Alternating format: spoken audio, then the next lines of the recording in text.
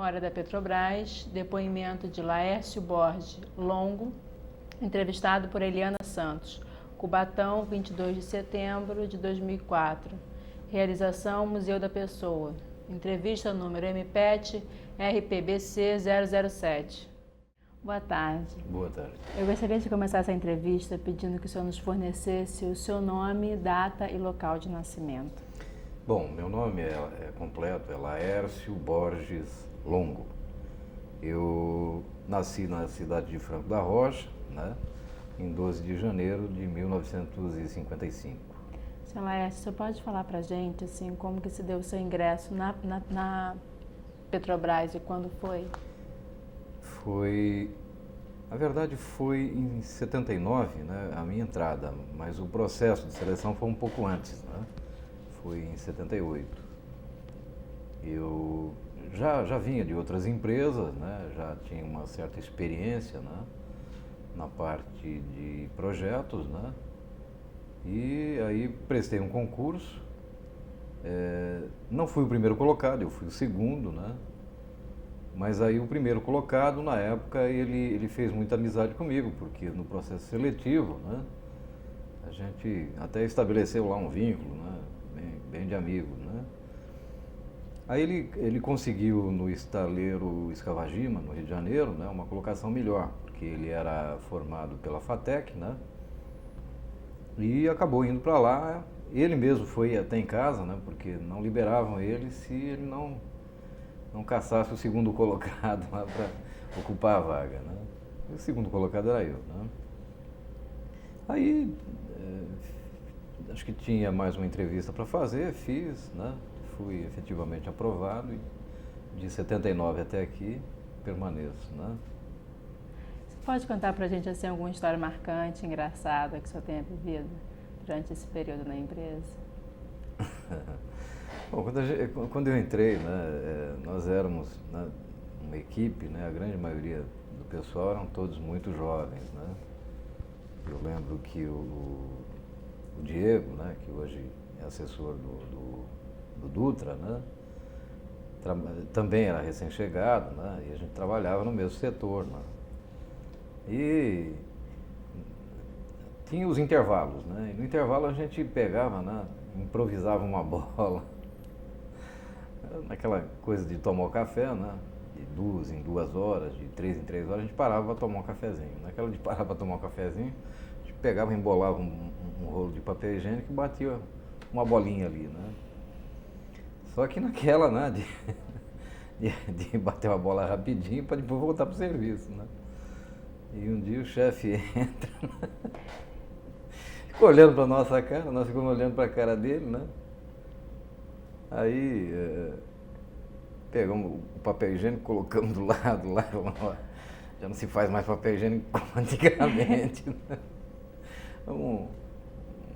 Uma pequena lembrança aí, né, dos tempos que já vão aí.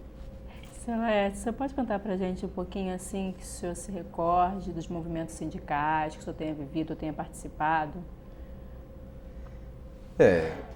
Na verdade, nós tivemos, né, uma participação interessante, né, no movimento sindical.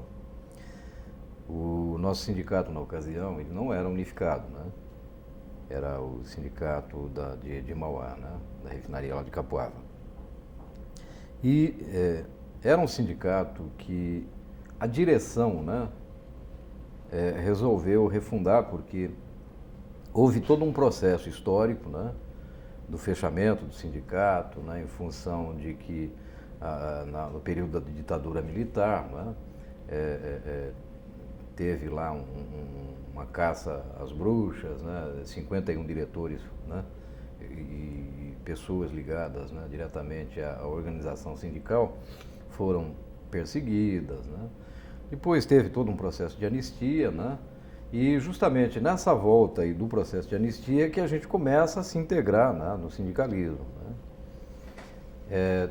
Eu lembro que eu, Diego, né, e mais alguns outros companheiros, né, nós começamos a participar, né, mas com intenção de tirar o sindicato, né, da mão de algumas pessoas que faziam todo o jogo, né, da gerência na ocasião. Para você ter uma ideia, né, os boletins sofriam censura prévia, quer dizer, passava pela direção, só saía no boletim do sindicato, né, aquilo que a direção da empresa na época, né, aprovava, algo do gênero, né. E aí a gente tinha duas opções, ou saía, né, com uma posição ferrenha à direção que estava lá, ou a gente faria, né, um outro jogo de entrar, né, de fininho, fazer amizade com aquela direção que estava, né, se incluir no sistema e depois de dentro para fora modificar, né.